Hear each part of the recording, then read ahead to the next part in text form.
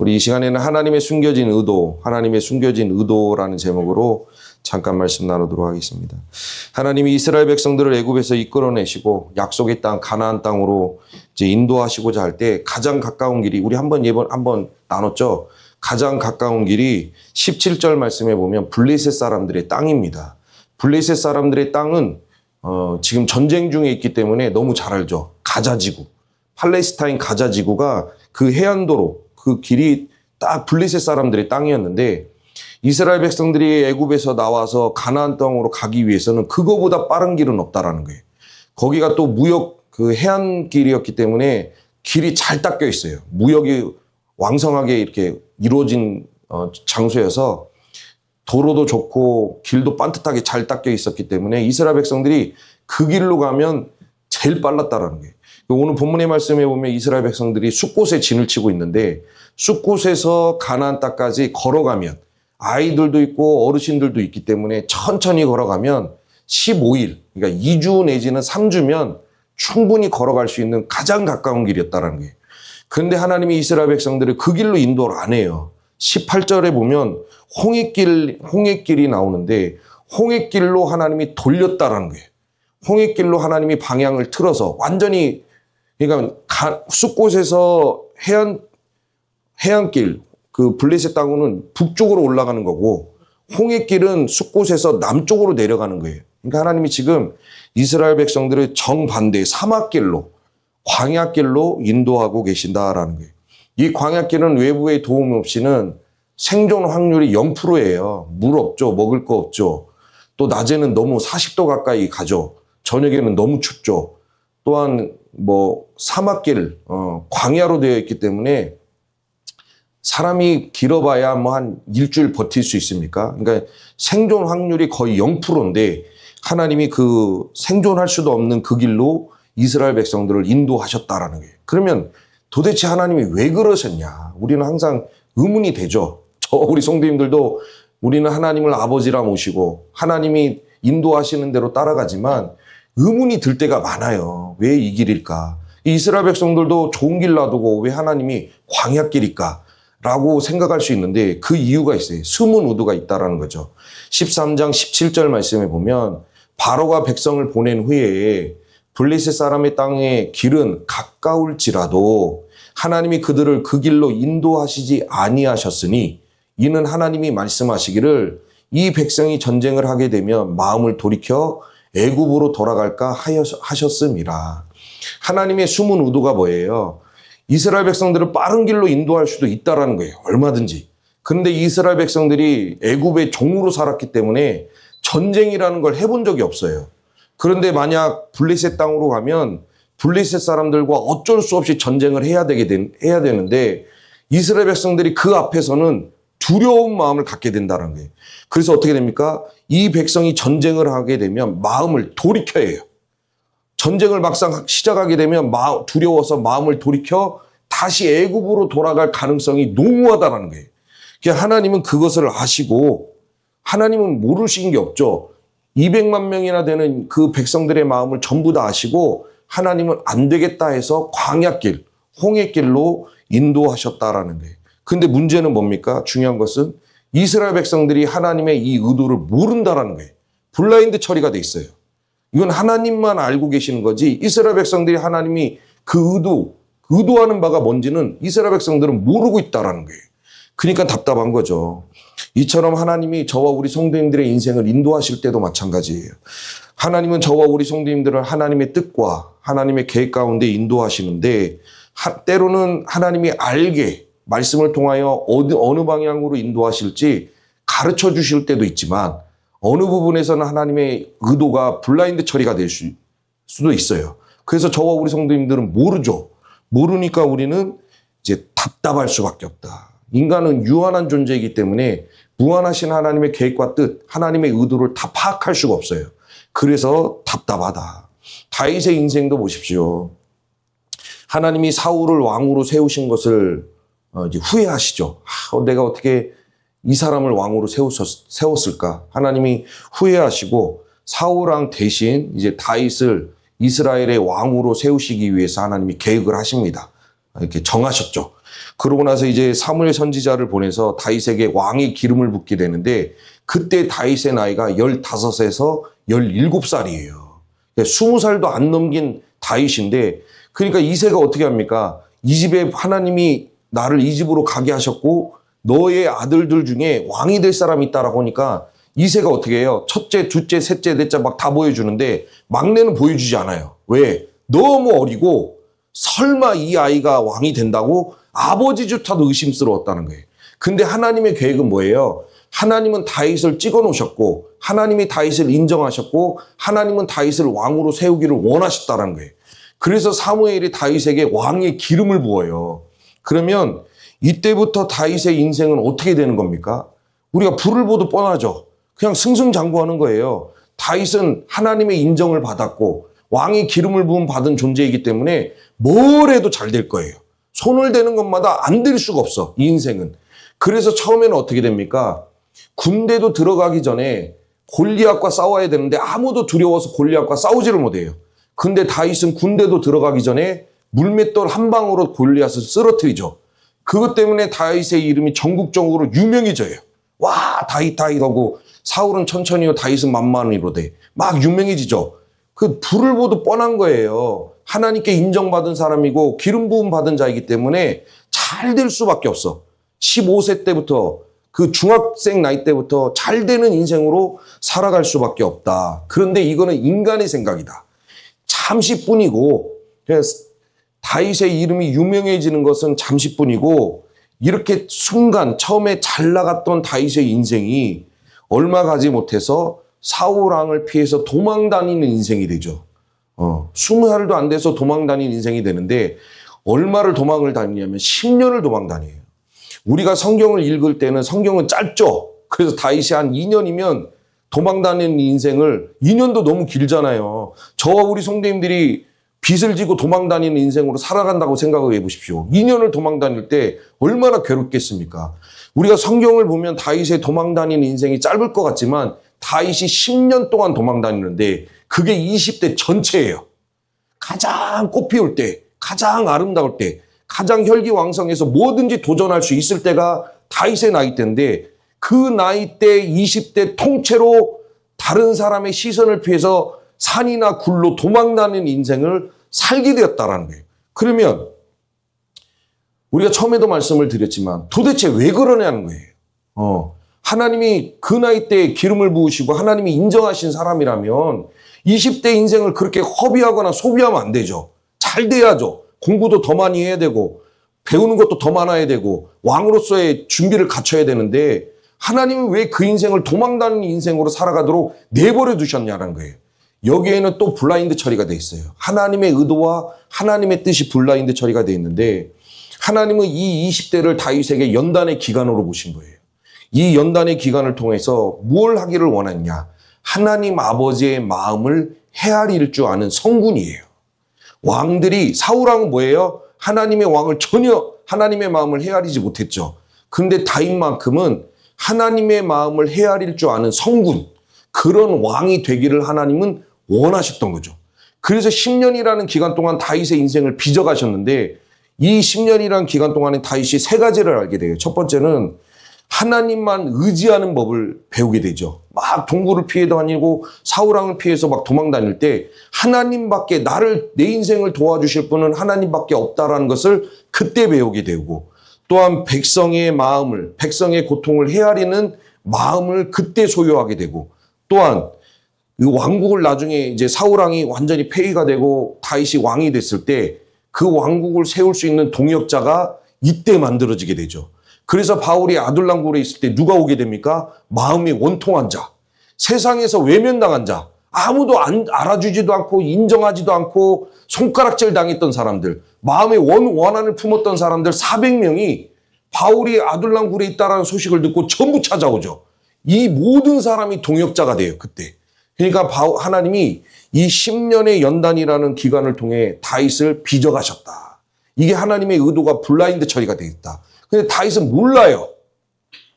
계속 도망다니는데 하나님이 자기를 이렇게 빚어가기 위해서 내 인생에 이렇게 고난을 주셨다는 걸 전혀 모르죠.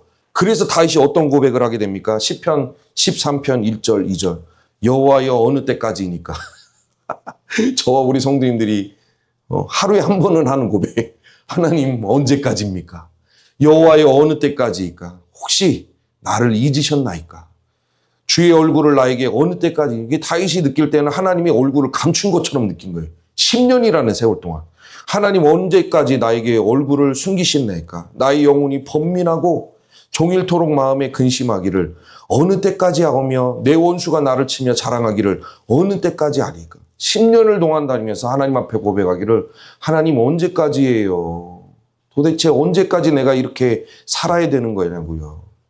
내가 하나님 앞에 뭘 잘못했냐고요.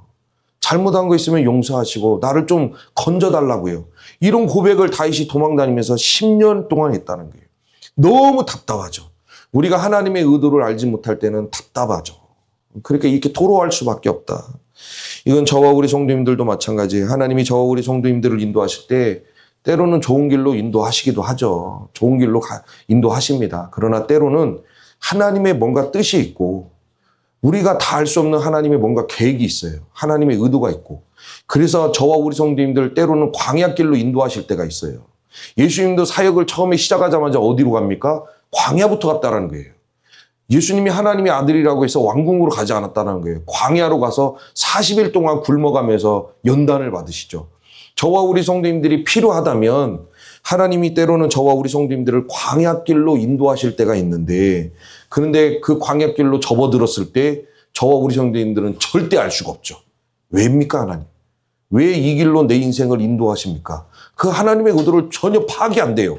어쨌든 가물가물 알 수 있을 것 같다가도 막 설교 듣고 기도하면 때로는 하나님이 나를 이 길로 인도하신 이유가 이거구나 알 것 같아. 그런데 또 뒷문 열고 세상으로 나아가면 또 몰라서 답답하고 가슴을 치고 내 입에서는 투덜투덜 나오죠. 그래서 우리는 답답하고 하나님의 의도를 모르면 답답해요. 그러면 우리가 어떻게 합니까? 처음에는 견뎌봐요. 뭔 하나님의 뜻이 있겠지 하고 견뎌봅니다. 그리고 또 살아봐요. 그러나 그 임계점이죠.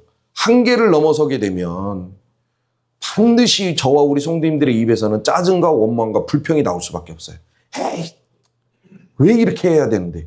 왜 이렇게 살아야 되는데? 왜 이렇게 선택했어야 되는데? 그런 원망 불평이 나올 수밖에 없다는 거예요. 예레미야 선지자도 보십시오. 예레미야 선지자는 오늘날 같은 목사들이 아니죠. 하나님 앞에 직접 음성을 듣는 선지자들이었어요. 그런데 예레미야 선지자도 하나님의 의도를 모르니까 원망하고 불평했다라는 거예요. 예레미야 선지자가 왜 원망을 했냐면 남유다가 이제 거의 망하기 직전에 하나님이 예레미야 선지자한테 가서 말씀 선포해라. 예루살렘이 곧 멸망하게 될 것이다. 가로 선포해라. 그래서 예레미야 선지자가 하나님이 하라고 하시니까 시켜서 가서 합니다. 예레미야가 멸망하게 될 거다. 너희들의 죄 때문에 예레미야가 멸망하게 될 것이다라고 막 선포했다라는 거예요. 그 뒤로 예레미야가 어떻게 됩니까? 하나님이 예레미야를 존귀하게 그 사명을 감당했으니까 존귀하게 세워주시는 게 아니라 하루 종일 매를 맞아요. 아니 하나님의 뜻대로 하나님의 메시지를 선포했을 뿐인데 하루 종일 사람들한테 제사장에게 매를 맞아요.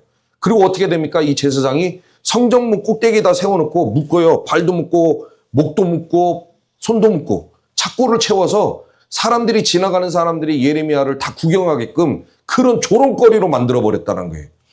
그러니까 예레미야는 내가 하나님의 뜻대로 순종을 했고 사명을 감당했는데 왜 내 인생이 이렇게 매맞는 인생, 조롱당하는 인생이냐? 예레미야도 그 하나님의 의도를 알 수가 없었다는 거예요. 그래서 원망하고 불평하는데 어떻게 하냐면 예레미야 20장 7절 여호와여 주께서 나를 권유하심으로 내가 그 권유를 받았사오며 주께서 나보다 강하사 이기셨으므로 내가 조롱거리가 되니 사람마다 종일토록 나를 조롱하나이다. 예레미야가 뭐라고 원망합니까? 여기서 하나님이 나를 권유하셨다라는 것은 히브리어로 설득하다라는 뜻이 있지만 이것은 다른 면에서 보면 유혹하다, 심지어 속이다라는 표현이 있어요. 그러니까 뭐라고 지금 하나님께 하는 거예요? 하나님이 나를 속였다라는 거예요. 지금 얼마나 원통하면 마음에 답답함이 있고 이게 진짜 이 억장이 무너지면 하나님이 나 지금 속이신 거 아닙니까? 하나님이 나를 속이셨으므로 하나님이 나보다 강해서 나를 이겼다라는 표현도 있는데 이것은 뭐냐면 내가 말씀 선포하고 싶어서 했습니까? 예요. 내가 말씀 선포하고 싶어서 했어요? 강하신 하나님이 나를 이끌고 나를 붙들어서 하게 하셨으니 내가 어쩔 수 없이 한 거 아닙니까? 그런데 나를 조롱거리로 만들어요? 지금 그 얘기예요. 그래서 종합해보면 내가 하고 싶어서 한 것도 아닌데 하나님이 나를 강제로 붙들어서 하게 하셔서 내가 한 건데 어떻게 하나님이 나를 이렇게 조롱거리로 만들 수 있냐? 그러면 하나님이 나 속인 거 아니냐? 저와 우리 성도님들이 아무리 답답해도 하나님 앞에 이 정도는 안 하죠. 이거 하신 분이 있으면 손 들어봐요. 나 이 정도까지 해봤다. 하나님 내 인생 속인 거 아니냐고. 저도 많이 원망하고 많이 불평했지만 이 정도까지 해본 적은 없는 것 같아요. 하나님이 내 인생 속인 거 아니냐. 내가 하나님 명령에 순종해서 말씀 전했으면 나를 존귀하게 세워주셔야지. 어떻게 나를 이렇게 조롱거리로 만드냐. 내 인생 속였다 책임져라. 지금 그렇게 이야기하고 있다는 거예요. 보세요. 따라가긴 따라가요. 하나님의 인도, 하나님의 계획 가운데 그 발맞춰서 따라가긴 따라가는데 때로는 하나님의 의도를 할 수 있지만 때로는 하나님의 의도가 블라인드 처리가 돼 있으면 이렇게 견디다가 원망과 불평이 터져나올 수밖에 없다. 근데 문제는 이러한 원망과 불평은 우리의 영혼에 아무 유익이 안 된다. 오히려 이 원망과 불평이 저와 우리 성도님들을 지옥으로 이끌어갈 수도 있어요. 그러니까 이건 우리에게 도움이 안 돼. 그러면 이렇게 답답하고 억장이 무너지고 알 수 없을 때 우리는 그래도 최소한 어떤 믿음으로 살아야 되냐. 첫 번째 21절에 보니까 여호와께서 그들 앞에서 앞서가시며 낮에는 구름 기둥으로 그들의 길을 인도하시고 밤에는 불 기둥으로 그들에게 비추사 낮이나 밤이나 진행하게 하시니. 하나님이 비록 이스라엘 백성들을 광야길로 인도하셨지만 하나님이 그들보다 앞서서 그들의 삶을 인도하셨다는 거예요.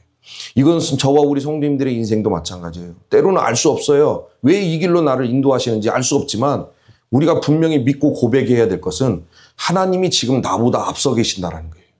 내 인생보다 훨씬 앞서 계셔서 저와 우리 성도님들을 낮에는 구름 기둥과 저녁에는 불 기둥으로 인도하고 계시다라는 거예요. 하나님은 우리의 뒤에서 우리를 관망하지 않으신다는 거예요. 어디 네가 버티고 네가 잘 살아봐. 내가 뒤에서 지켜볼게. 그래서 우리의 등을 떠미는 분이 아니에요. 우리 오늘 찬양에는 나의 등 뒤에서 이거 찬양 가사 바꿔야 돼요.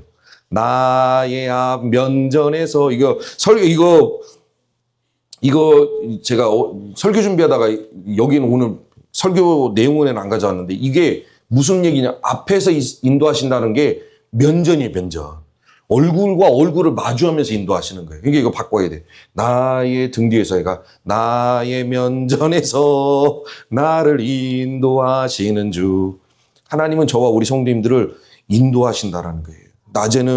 낮은 무엇을 상징하느냐? 과도한 경쟁, 스트레스, 세상에서 주는 유혹과 압박감이죠. 밤은 뭐냐? 우리가 인생에서 만나는 시련, 고난, 괴로움을 말하는 거예요. 근데 낮에는 구름 기둥과 저녁에는 불 기둥으로 인도하신다는 것은 하나님이 이 괴로움, 인생의 괴로움과 어려움과 고난이 우리 성도님들에게 영향은 줄 수 있지만 이게 우리 성도님들의 영혼에 완전히 침범하지 못하도록 하나님이 지키시고 보호하시고 인도하신다라는 거예요. 저와 우리 성도님들이 이 믿음이 있어야 돼요. 비록 하나님은 우리 눈에 보이지 아니하시지만 반전히 하나님이 내 면전에서 나를 인도하시고 나를 이끌어주고 계시다는 걸 믿는 우리 성도님들이 되시기를 소망합니다. 2차 세계대전 때 군사 업무를 뜬 기선이죠. 수증기로 가는 배인데 이 기선이 대서양을 건너서 미국으로 가고자 할 때 무전을 받게 됩니다. 어떤 군함으로부터 무전을 받는데 어떤 일이 있어도 항해를 멈추지 말고 항로도 벗어나지 말고 항해도 멈추지 말고 목적하는 대로 계속 가라. 우리가 지켜주겠다. 그렇게 무전을 받아요. 그리고 무슨 일이 있으면 그 비밀부호로 우리에게 타전을 해라. 그랬는데 그래서 이 선장이 안심하고 배를 몰고 가는데 얼마 가지 못해서 적군이 나타나요. 적의 군함이 나타나죠. 그래서 선장이 막 긴장해가지고 막 타전을 합니다. 뚜뚜뚜뚜 해가지고 적군이 나타났다라고 이야기를 하는데 아무리 무전을 보내고 아무리 뭐를 해도 우리를 도와줄 수 있는 군함이 없어요. 아군이 없는 거예요. 바다에도 아군이 없고 하늘에도 아군이 없어요. 지켜준다고 이야기는 해놓고서 아무리 둘러봐도 아군이 없어요. 그래서 이 선장이 막 투덜투덜하고 긴장하고 투덜투덜하면서 그냥 갈 길을 가죠. 우선은 가서 목적지에 도착해 보니까 목적지에 도착해서 배를 정착하려고 하니까 옆에서 큰 잠수함이 떠오르고 있었다는 거예요. 그게 뭡니까? 누가 지켜준 거예요, 이 배를? 보이지 않는 바닷속에서 잠수함이 이 배를 계속해서 호위하고 있었던 거예요. 하나님의 인도하심은 이와 같아요. 안 보여요. 아니, 저와 우리 성도님들이 인생길이 이렇게 힘들고 괴롭고 마음에 위로받을 때가 없는데 그때 하나님이 옆에서 우리를 인도하시면 얼마나 좋아요. 둘러보면 여기 계시고 이 둘러보면 여기 계시고 뒤를 봐도 계시고 앞을 봐도 계시고 하늘을 보면 하나님이 계시고 그렇게 보이면 얼마나 편하겠냐라는 거예요. 근데 하나님의 인도하심이 안 보이죠. 안 보이나 지금 우리 성도님들의 곁에서 하나님이 이끌고 계시고 붙들어주고 계시고 인도하고 계시는 줄 믿으시기를 바랍니다. 이 하나님을 믿으셔야 된다는 거예요. 그리고 낮에는 구름기둥과 밤에는 불기둥으로 백성 앞에서 떠나지 아니하니라. 하나님은 저와 우리 성도님들을 인도하실 때 절대로 떠나지 않는다. 그런데 내가 떠나는 경우는 있죠. 내가 에라이 그게 있어요. 교리상으로 이렇게 하나님과 우리는 손을 잡았다 이거예요. 그 있죠. 적신이나 칸이나 어떤 것도 우리를 하나님의 사랑에서 끊을 수 없으리요. 막 그거 가지고 막 밀어붙이죠. 맞아요. 하나님은 우리의 손을 이렇게 잡고 계셔요. 그래서 어떤 목사님이 하나님이 이렇게 우리를 손을 잡고 계시니 우리는 절대 하나님의 사랑에서 끊어지지 않는다라고 그렇게 설교를 많이 하죠. 그런데 저는 그렇게 생각하죠. 네가 논다고. 하나님은 우리 손을 절대 안 놔요. 절대 안 놓고 하나님의 나라까지 끌고 가시는데 당신이 놓는다는 거예요. 하인 놔. 하나님 손 놔. 손 놔. 우리가 이렇게 하지 않는 이상 하나님은 저와 우리 성도님들을 떠나지 아니하신다는 거예요. 여기서 떠나지 않는다는 건 로아미시라요. 히브리어로 로아미시인데 결코 제거되지 않는다. 결코 멈추지 않는다. 결코 치워지지 않는다. 그러니까 하나님의 불기둥, 낮에는 구름기둥, 저녁에는 불기둥으로 인도하시는데 이 하나님이 저와 우리 성도님들의 인생 가운데에서 제거되지 않는다는 거예요. 어떤 상황에 따라서 하나님이 인도하시고 어떤 상황에서는 하나님이 뒤로 빠지시고 이러지 않는다는 거예요. 절대로 제거되고 변개하거나 움직이지 않는다는 거예요. 하나님은 시종일관 저와 우리 성도님들을 지키시고 인도하시고 앞장서서 이끌어가시고 늘 보호하고 계신다는 거예요. 저와 우리 성도님들이 믿음의 여정을 걸어갈 때 이걸 믿는 믿음이 있어야 돼요. 2010년에 칠레 산호세 광산이 붕괴가 되죠. 그때 33명의 광부가 밑에서 일을 하고 있는 지하 700m예요. 근데 광산이 무너져가지고 지하 700m에서 이 사람들이 갇혔어요. 여기서 살아날 수 있는 가능성은 0%. 여기도 희박합니다. 그래서 이 33명의 광부가 이제 갇혔으니까 우리 죽었네. 봐봐요. 여기 난리 났네. 우리 죽었네. 우리 인생 끝냈네. 분명히 누군가는 그래요. 다 그랬겠죠. 그런데 딱 한 사람. 모두가 패닉에 빠져서 막 정신을 놓고 있을 때 딱 한 사람 마리오 세풀베다. 이게 뉴스에도 이분 나왔던 것 같은데 마리오 세풀베다라는 크리스천인데 이 사람이 동료들을 이렇게 독려하기 시작합니다. 이렇게 하지 말고 우리 하나님 앞에 예배 드립시다. 하나님이 분명히 우리와 함께 하실 겁니다. 예배 드립시다. 그리고 하나님 앞에 예배하고 기도했다라는. 그리고 이분이 뭐라고 외치자고 했냐면 하나님은 우리를 떠나지 아니하신다. 이 사람들이 다 패닉에 빠져 있는데 거기서 계속 외치는 거예요. 하나님은 우리를 떠나지 아니하신다. 하나님은 절대 우리를 버리지 아니하신다. 이 사람들이 계속 외치면서 그 700m 갇혀서 거기서 그렇게 예배드리고 기도했다라는 거예요. 17일 만에 작은 구멍이 생기는데 그 구멍을 통해서 외부와 연결이 돼요. 그래서 이 사람들이 69일 만에 전부 캡슐에 담겨져서 69일 만에 전부 빠져나오게 되는데 33명이 바깥으로 빠져나왔을 때 전부 뭐를 했냐면 땅에 무릎을 꿇고 하나님 앞에 기도했다라는 거예요. 하나님, 우리를 버리지 아니하시고 우리를 떠나지 아니하시고 우리를 인도하셔서 너무 감사합니다라고 33명이 그렇게 두려웠던 33명이 전부 땅에 엎드려서 하나님 앞에 감사의 기도를 올려드렸다라는 거예요. 하나님은 저와 우리 성도님들을 떠나지 않으십니다. 물론 다 어떻게 우리 성도님들이 힘들고 어렵고 괴로울 때 어떻게 도와줬으면 좋겠어. 부목사 때는 내가 목사님들 만나면 부목사 때는 보고하면 끝나. 하나님, 목사님, 이혜령 권사님이 힘들대요. 그러면 나는 끝이야. 뭐 마음의 짐을 같이 짊어지고 부목사가 마음의 짐을 같이 짊어진다? 그 부목사는 진짜 짱이고 그 찐이고, 근데 대부분 부목사들은 물론 안타까워하고 같이 기도를 하지만 목사님 이해랑 권사님 힘들대요 보고서에다 찍찍하고 그냥 끝나. 근데 지금 이 자리에 있어 보니까 이거를 어떻게 해야 되나. 이해랑 권사님도 다른 집사님들도 어떻게 도와줘야 되나, 어떻게 함께 할 수 있을까, 저 마음의 짐을 어떻게 하면 같이 짊어질 수 있을까 늘 고민돼서 도와드리고 싶지만 사람은 한계가 있죠. 그러나 하나님은 한계가 없으시고 우리 성도님들을 늘 지켜보고 계시고 인도하고 계시고 떠나지 아니하시고 함께하고 계시는 줄 반드시 믿으시고 그 하나님과 동행하는 우리 성도님들이 되시기를 소망합니다. 그 사람 안에 믿음이 있느냐 없느냐는 입술로 가지고 증명이 되는 거 아니에요. 제가 항상 말씀을 드리지만 목사의 입에도 속지 마십시오. 말은 누워서 떡 먹는 게 제일 쉽죠. 우리 속담에 누워서 떡 먹기라고 하는데 누워서 떡 먹는 것보다 제일 쉬운 게 뭡니까? 믿음의 고백이에요. 하나님이 우리를 사랑하십니다. 하나님이 나와 함께 하십니다. 하나님이면 우리 이길 수 있습니다. 이 고백보다 더 쉬운 게 어딨냐라는 거예요. 제일 쉬운 게 입술이에요. 그런데 입술로 우리의 믿음은 증명할 수 없죠. 우리의 믿음을 증명할 수 있는 것은 우리가 광야 여정을 걸어갈 때, 홍해길로 걸어갈 때, 사막길로 걸어갈 때 그 사람이 어떻게 하나님을 의지하면서 이기고 있느냐, 그 삶의 현장이죠. 그 사람이 삶의 현장에서 원망불평하지 아니하고 투덜투덜대지 아니하고 어떻게 하나님을 의지함으로 이겨내고 있느냐, 그게 그 사람의 믿음을 증명하는 거죠. 말은 누가 못합니까? 말에 속으면 안 돼요. 저와 우리 성도님들도 말이 아니라 하나님을, 살아계시고 역사하시는 하나님을 반드시 의지하시고, 하나님의 의도를 다 알 수 없지만, 하나님의 의도가 블라인드 처리가 돼 있어서 다 알 수 없지만 나와 곁에 계시고 나와 함께 하시고 내 삶을 반드시 인도하시고 나를 빚어가시는, 다윗을 빚으신 것처럼 나를 빚으시는 하나님이라는 것을 반드시 믿으시고 이 믿음의 여정을 용기 잃지 마시고 힘내서 걸어가시는, 그래서 해와 같이 빛나는 우리 성도님들이 될 수 있기를 주의 이름으로 축복합니다.